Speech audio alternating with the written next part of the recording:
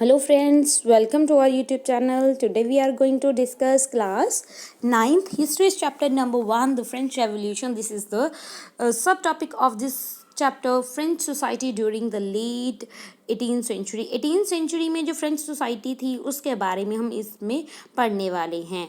In 1774 Louis 16th of the Bourbon family, important है. देखो ये क्वेश्चन आ सकता है, कौन थे? लुई 16th किस फैमिली से बिलोंग करते थे? बॉर्बन, BOURBON, बॉर्बन फैमिली से बिलोंग करते थे. एक्सटेंडेड द थ्रोन, एक्सटेंडेड मतलब होता है गद्दी पे बैठना, गद्दी पे बैठते हैं. थ्रोन इन फ्रांस, फ्रांस की गद्दी पे बैठते हैं. ही वॉज 20 years old, कितने साल के थे? सिर्फ वो 20 साल के थे. और वो मैरिज करते हैं किसके साथ? Australian princess Marie Antoinette. तो क्या जी, उसकी जो वाइफ होती है वो ऑस्ट्रेलियन यानी कि ऑस्ट्रिया से बिलोंग करती है और उसका नाम क्या होता है? Marie, MARIE, Marie, ANTO, Anto, NETTE, Antoinette. ठीक है, ये उसकी वाइफ का नेम होता है. कहाँ की होती है? ऑस्ट्रेलियन की होती है. Upon his ascension the new king found an empty treasure. भाई जब वो राजा बनते हैं तो उसको खजाना बिल्कुल खाली मिलता है. जैसे कि आजकल भी लीडर यही बोलते हैं, हमें तो भाई खजाना खाली मिला है ना. Long year of the war had drain the financial resource of the France. तो बहुत लंबे समय तक हमें पता है कि वॉर चल रही थी फ्रांस और ब्रिटेन के बीच में, जिसकी वजह से जो, क्योंकि भाई लड़ाई झगड़े वॉर ऐसे थोड़ा होती हैं, पैसा लगता है भाई बहुत, तो फाइनेंशियल जो रिसोर्सेज हैं फ्रांस से वो जाते रहे. And added to this was the cost of maintaining an extravagant court of the immense palace of Versailles. It is also very important palace. Okay, क्या है ये? इसका name word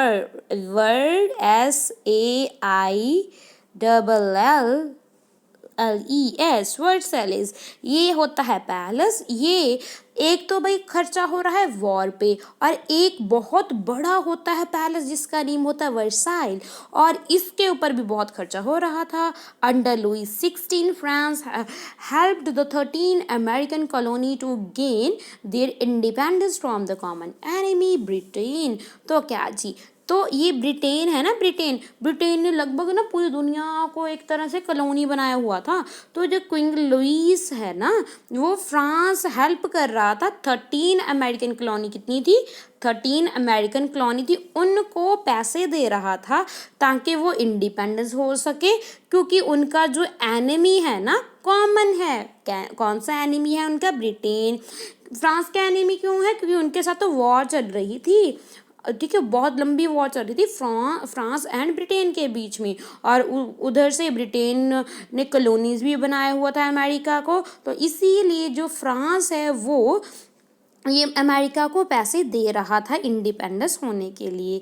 the war added more than $1 billion livres क्या होती हैं? Unit of a currency in France.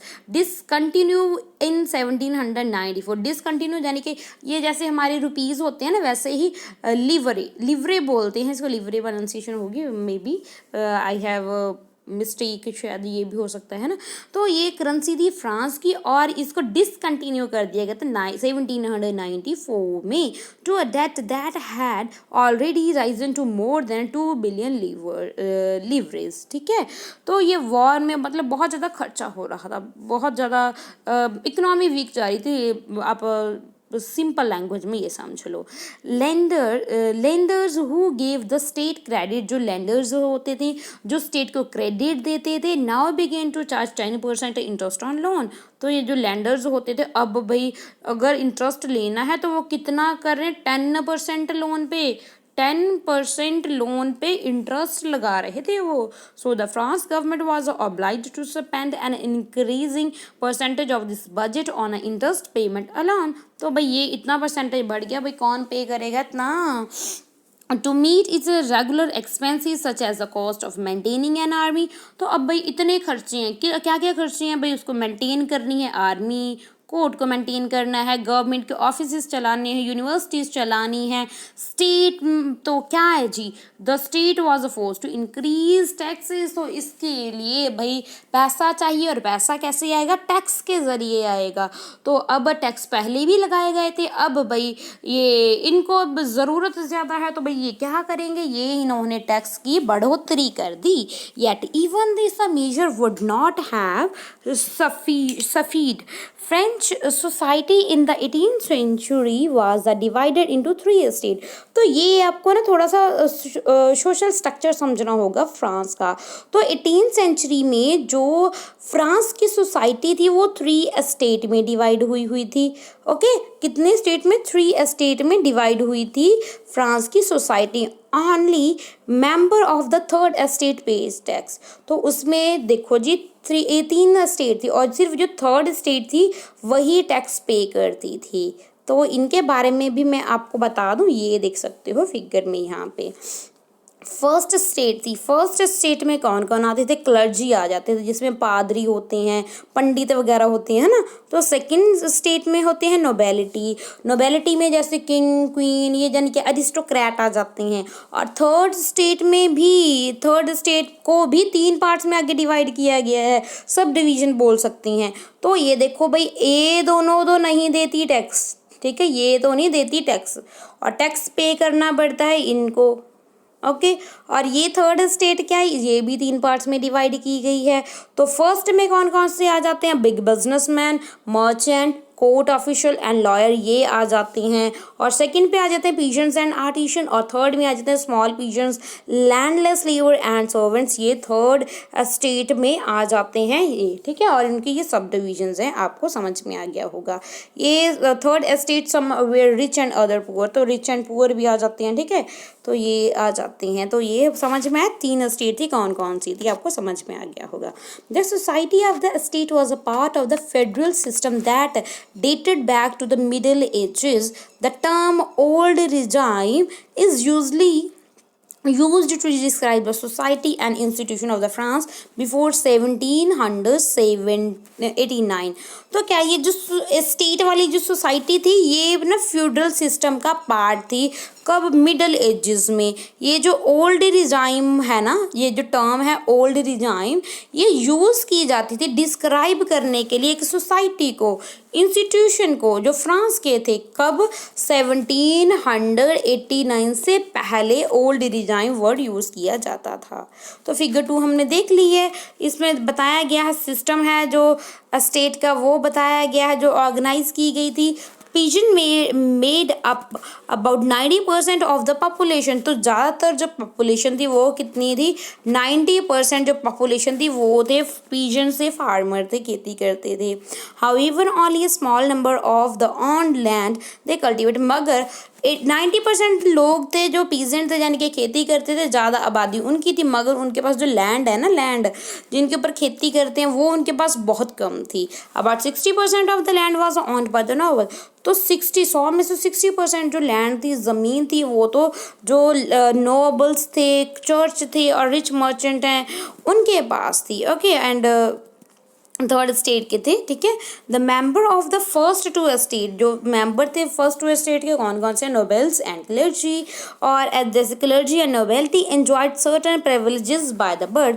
तो birth के आधार पे इनको प्रिविलेजेस दिए जाते थे, यानी कि बर्थ के आधार पे अगर भाई पादरी के घर बच्चा हो गया तो भाई उसको भी ऐसे ही उसको कोई टैक्स नहीं पे करना पड़ेगा, मौज है भाई इसको, तो है ना। The most important of these were exemption from paying tax to the state. तो ये मोस्ट इम्पॉर्टेंट, ये इनकी एग्जाम्पशन क्या है, ये थी कि उनको टैक्स नहीं पे करना पड़ता था। Noble further enjoyed feudal privileges. तो क्या जी, ये जो नोबल से इनको भी मतलब बहुत से फ्यूडल प्रिविलेजेस मिले हुए थे। These include feudal dues which they extract from the peasant. तो ये जो पैसे थे वो कहाँ से भाई उनको मिलते थे, वो पीजेंट्स, जो peasants were obliged to rent service to the lord. तो उनको अपनी सर्विस देनी पड़ती थी लॉर्ड को।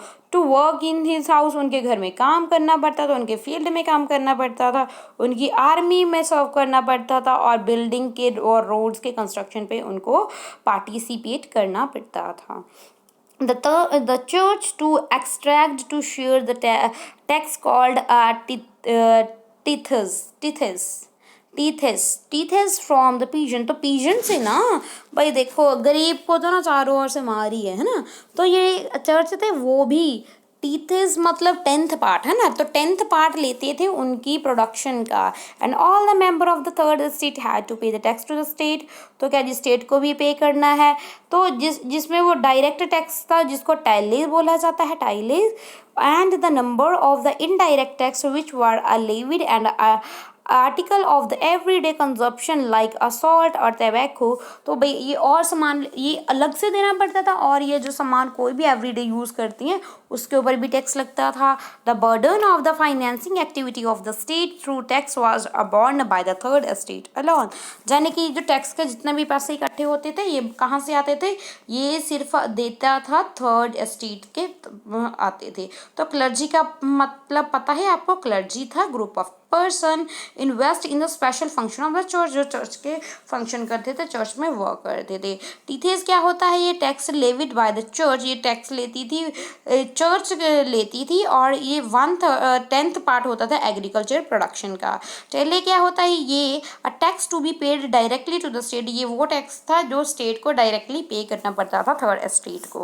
तो यहाँ पे आप देख सकते हो फिगर में, this is the noble man is a spider, the ये देख रहे हो ना, द पिजन्स द फ्लाई, और ये देख सकते हो द मोर, ये देखो the more the devil has the more he wants, ये देखो देख रहे हो ना, ये लिखा हुआ है, ये छोटे छोटे लिखा हुआ है। यानी कि ये देखो ये कैसे बैठा है ना, पहले ही इसके पास इतना है और दोबारा से या दोबारा फिर, ठीक है, ये दोबारा और चाहता है और इसके पास पहले ही कम है और फिर भी दे रहा है ना। तो ये क्या है, ये देखो ये लिखा हुआ है ना, इसका ये इंग्लिश में ट्रांसलेशन करके बताया हुआ है। This poor fellow brings everything grain food money salad, the fat lord sits there ready to accept it all, he does not even care to grace him with a look. तो क्या जी देखो ये poor है ना बेचारा, इसके लिए देखो कितना सामान लेके आया है ना, फ्रूट्स इसके लिए लेके आया है ना, तो ये देखो अनाज इसके लिए बहुत सामान लेके, मगर फिर भी ये देखो इसकी अकड़ तो देखो ना, फिर भी इसको अच्छे से नहीं देख रहा है ना। तो ये देख सकते हो आप, द स्ट्रगल टू सर्वाइव, ये भी देख लेते हैं ना, the struggle to survive.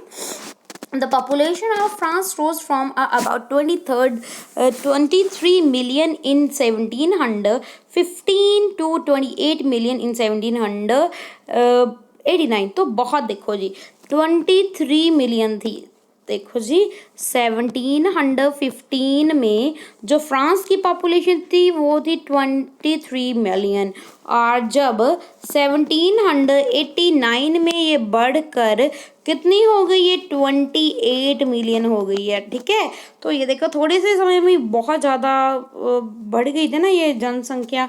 This led to a rapid increase in the demand for the food grain, भाई जनसंख्या बढ़ी है तो भाई फूड भी तो ज़्यादा चाहिए। The production of the grain could not keep pace with a demand, तो भाई प्रोडक्शन तो उतनी ही हो रही है मगर जनसंख्या बढ़ गई, खाने वाले बढ़ गए हैं। Okay, so the price of the bread which was a staple diet of the majority, staple यानी कि जो रोज का खाना था उनका, सब जो ब्रेड ही खाते थे, ये भी उसकी कीमत बढ़नी शुरू हो गई, उसकी डिमांड बढ़नी शुरू हो गई। Most worker was employed as a labourer in the workshop, बहुत से जो वर्कर थे वो एज अ लेबरर वर्क करते थे वर्कशॉप में। Whose owner fix their wages, तो वो उनकी फिक्स वेजेस होती थी, वेजेस मीन्स उनकी तनख्वाह होती थी। But wages did not keep pace with the rise in price, मगर जो वेजेस थे वो इतने नहीं थे जिसके साथ वो जो उनका खाना दाना मतलब कंप्लीट हो सके, यानी कि प्राइस बहुत ज़्यादा बढ़ रहे थे, है ना। So the gap between the poor and the rich widen, तो इसीलिए होता क्या, जो गरीब थे वो गरीब होते गए और अमीर होते गए, तो इनमें इतना ज़्यादा गैप पड़ गया था। Things become a worse what whenever drought और a hail reduce the harvest, तो ये तो से भी बदतर कंडीशन हो जाती थी जब सूखा पड़ जाता था, जा ओले पड़ जाते थे, ठीक है, ओस नहीं होता जो बर्फ के है ना, गड़े पड़ जाते थे, ठीक है। This led to a subsistence crisis, something that outcome frequently in France during the old regime. Old regime में आ गया था सबसिस्टेंशियल क्राइसिस। सबसिस्टेंस क्राइसिस का मतलब क्या होता है, an extreme situation where the basic means of livelihoods are endangered anonymous. ठीक है, यानी कि जब ना जो बहुत बहुत ज़्यादा बेसिक सामान है ना गुजारे के लिए वो भी ख़त्म होने की कगार पे होता है, उस समय को बोलते हैं सबसिस्टेंस क्राइसिस। तो ये क्या, how a subsistence crisis happen, तो ये कैसे हुआ, ये the course of the subsistence crisis, ये आप देख सकते हो। ये देखो, ये बैड हार्वेस्ट भी गंदी हुई है, अच्छी नहीं हुई, ठीक है, यानी कि कटाई नहीं हुई, ये देखो फिर खाली। Then the poor can longer buy bread, तो भाई ਹੁਣ इनको ब्रेड खरीदना पड़ेगा, ये ठीक है। तो फिर क्या है जी, ये जाएंगे तो ये फिर या तो गंदा मिलेगा या नहीं मिलेगा तो डिजीज वगैरह हो जाएंगी, इस तरीके से होता था। अब देखेंगे growing middle class envisage on the end of the privileges. In the past, peasants and the worker had participated in the revolt against tax and food scarcity. तो क्या जी, अब जो थर्ड स्टेट के जितने भी थे, पीजेंट थे, वर्कर्स थे, वो पार्टिसिपेट करते हैं और वो रिवॉल्ट शुरू कर देते हैं गवर्नमेंट के अगेंस्ट। वो टैक्स भी बढ़ा रहे थे और फूड की भी कमी है, व्हाट इज दिस। तो भाई आवाज़ तो उठानी चाहिए ही थी, ठीक किया उन्होंने, है ना। But they lack the means and a programme to carry out full scale measure that would bring about a change in the social and economical order. This was left to those groups within the third estate who had become prosperous and had access to education and new ideas. तो क्या जी, मगर फिर भी lacked of means, फिर भी means की कमी थी, प्रोग्राम्स की कमी थी to carry out full scale measure, जिससे भी ये फिर भी ये जो मेजरमेंट है वो पूरे नहीं होंगे, ये मेजर पूरे नहीं होंगे, तो जिससे ये जो चेंज है सोसाइटी में और इकोनॉमी में चेंज आ सके, कोई भी इनका यानी कि प्रॉपर नहीं था, ठीक है। This was left to those groups, तो ये उनके ऊपर छोड़ दिया गया, उन ग्रुप्स के ऊपर, थर्ड स्टेट के ऊपर ही छोड़ दिया गया जो प्रोस्पेरियस थे और वो जिनके पास एजुकेशन और न्यू आइडिया था। The 18th century witnesses the emergence of social group, तो 18th सेंचुरी में न्यू सोशल ग्रुप्स एमर्ज होते हैं, उभर कर आते हैं। टर्म्स एंड मिडिल क्लास, जिनको मिडिल क्लास का नाम देते हैं, who earned there wealth through an expanding overseas, तो ये वो थे मिडिल क्लास में जो पैसा कमाते थे एक्सपैंड करके अपना ट्रेड ओवरसीज, समुंदर पार, from the manufacturing of the goods, तो जो गुड्स मैन्युफैक्चर हो रही हैं, बन रही हैं, जैसे कि वुलन और सिल्क टेक्सटाइल हो गई, और इनको या तो एक्सपोर्ट करते थे या फिर इनको खरीद लेते थे, फिर उसके बाद ये रिचर जो अमीर लोग थे सोसाइटी को उनको बेच दिया करते थे। In addition to merchants and the manufacturer, जो merchant थे, जो manufacturer थे, the third estate include the professions such as a lawyer and administration, तो third estate के बहुत से ऐसे भी थे जिन्होंने professions और चूज कर लिए थे, जैसे कि वो lawyer बन गए थे, administrator officials में चले गए थे। all of these were educated and believed that no group in society, तो वो ये सभी पढ़े लिखे हो गए थे और ये बिलीव करते थे कि सोसाइटी में किसी भी तरह का कोई ग्रुप नहीं होना चाहिए, should be a privileges by the birth, और जिसको ये कोई खास उनको प्रिविलेज मिले, है ना। तो rather a person of the social position must depends on his merit, तो अगर किसी को उसके जो मेरिट है, उसके में जो गुण है, उसके आधार पे उसको सोशल में पोजीशन मिलनी चाहिए। This idea envisaging a society based on the freedom and equal laws and opportunity for all, तो ये जो आइडिया था ये इस पे बेस्ड है कि जो सोसाइटी है वो फ्रीडम और इक्वालिटी के लाभ बेस्ड होनी चाहिए, सभी को बराबर अपॉर्चुनिटी मिलनी चाहिए। और ये वर्ड पुट फॉरवर्ड, ये किसने, ये जो आइडिया थे, ये किसकी आइडिया थे, ये थे John Locke and Jean Jacques Rousseau. Very very important दो फिलोसफर थे। कौन कौन से फिलोसफर थे, एक तो थे John Locke, JOHN, John Locke, LOCK, Locke, एक तो ये थे, कौन थे, जॉन लॉक, ठीक है। और सेकंड कौन थे, वो थे Jean, JEAN, Jean Jacques Rousseau, ROUSSEAU। कौन कौन थे, John Locke and Jean Jacques Rousseau. ये टू फिलोसफर थे जिन्होंने ये आइडिया फैलाया कि सभी को बराबर अपॉर्चुनिटी मिलनी चाहिए सोसाइटी में, सभी को इक्वालिटी मिलनी चाहिए सोसाइटी में। in this the treatise of the government, Locke sought to refuse the doctrine of the divine and absolute right of the monarch. Rousseau तो क्या ये जो राइट होता है ना जो मोनार्क का, इसको मतलब ये रिफ्यूज कर रहे थे, ये ऐसी डॉक्ट्राइन नहीं होनी चाहिए कि कोई राजा ऐसे बनेगा, है ना। तो रूसो क्या क्या उनका आइडिया क्या था? Proposing a form of government based on the social contracting between people and other representative. तो जो रूसो क्या आइडिया देते हैं कि ये जो गवर्नमेंट होनी चाहिए वो सोशल के कॉन्ट्रैक्ट पे होनी चाहिए, जिसमें जो रिप्रेजेंटेटिव हो और जो पीपल में एक यू नो वो होना चाहिए, तालमेल सा होना चाहिए, है ना। The in the spirit of the law, Montesquieu proposed a division of the power within the government between the legislature and the executive and judiciary. It is also very important. तो कौन थे ये? Montesquieu। कौन थे? Montesquieu।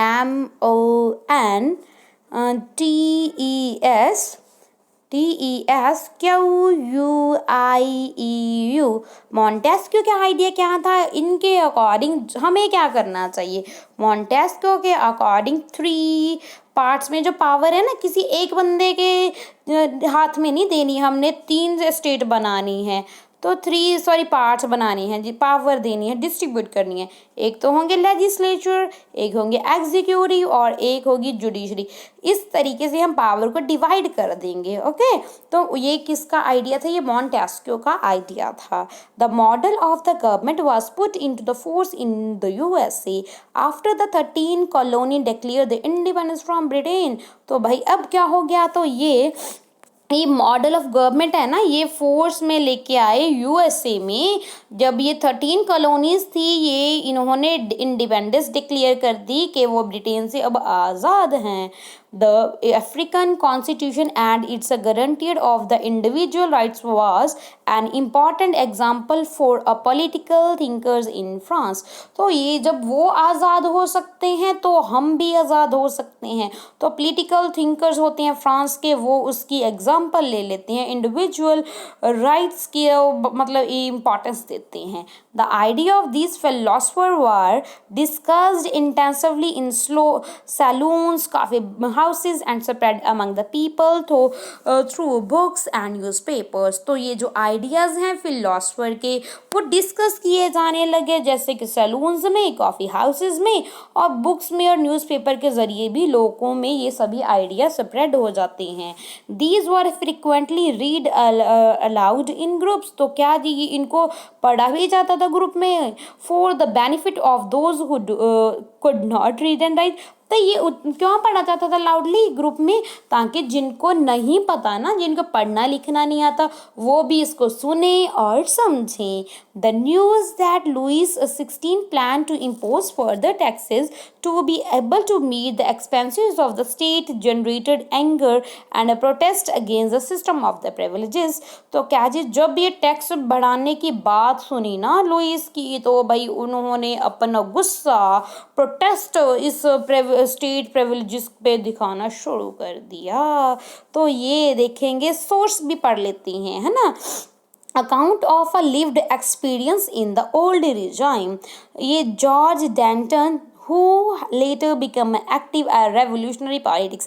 ये George Danton थे जो कि एक रेवोल्यूशनरी पॉलिटिक्स बन जाते हैं बाद में। wrote to the friend in 1793, वो अपने फ्रेंड को लिखते हैं, looking back upon the time and when he was just completed his study, जब उन्होंने अपनी स्टडी कंप्लीट ही की थी 1793 में लिखते हैं। कौन लिखते हैं? George Danton. I was educated in the residential college of the palaces। तो पैलेसेस में उन्होंने अपने एक रेजिडेंशियल कॉलेजेस में ही उन्होंने एजुकेशन कंप्लीट कर ली है, पढ़ाई कंप्लीट कर ली है, पूरी कर ली है। There I was in the company of the important man. तो यहाँ पे ना मेरे को कंपनी मिली इम्पॉर्टेंट मैन की। वॉन्स माई स्टडी एंड, जब मेरी स्टडी कंप्लीट हो जाएगी, I was left with nothing, मेरे पास कुछ नहीं होगा। I started looking for a post, मैं अब क्या करने लग जाऊँगा, मैं पोस्ट ढूंढता फिरूंगा। I was impossible to find one at the law court in Paris. तो मैं लॉ कोर्ट में मिल भी सकती है ना। The The choice of a career in the army was not open to me as I was not a noble by birth. तो ये जो चॉइस है ना मेरे पास कि मैं आर्मी में नहीं जा सकता, क्यों? क्योंकि मैं नॉबल नहीं हूँ बाय बर्थ, और nor I have a pattern, ना तो मेरे पास कोई पैटर्न है, कोई मेरी मदद नहीं कर सकता. The church too could not offer me to refuge, तो क्या मेरे को चर्च में भी नहीं मिलेगा. I could not buy an office, तो मैं कोई अपना ऑफिस भी बाय नहीं कर सकता. I didn't possess a sou. My old friends turn their back to me, तो मेरे जो फ्रेंड्स हैं वो मेरे को टर्न कर जाएंगे.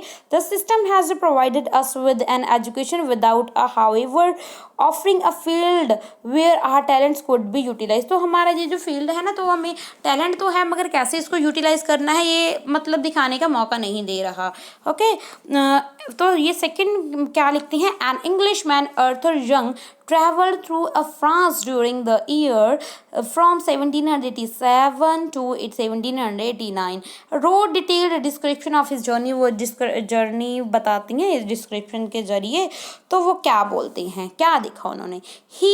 he who decided to be a servant and waited upon by the slaves, ill-treated slaves at that, must be fully aware that by doing so he is placing his property and his life is in a situation which is very different from that he could be in. Had he chosen the service of the free and well treated men, and who chosen to dine at the accomplishment of his victim groans, should not complain it if during rites his daughter gets a kidnap on her son's throat is set. यानी कि ये बताया गया है एक slave की ज़िंदगी के बारे में, कैसे उसको इल ट्रीट किया जाता था, ये सब कुछ इसमें बताया गया है. तो ये इसका एक पार्ट ही कंप्लीट हुआ है, और सेकंड पार्ट है the outbreak of the revolution. इसके लिए अलग से वीडियो आएगी. जितना पढ़ा है आई होप आपको समझ में आ गया होगा. Thank you and God bless you.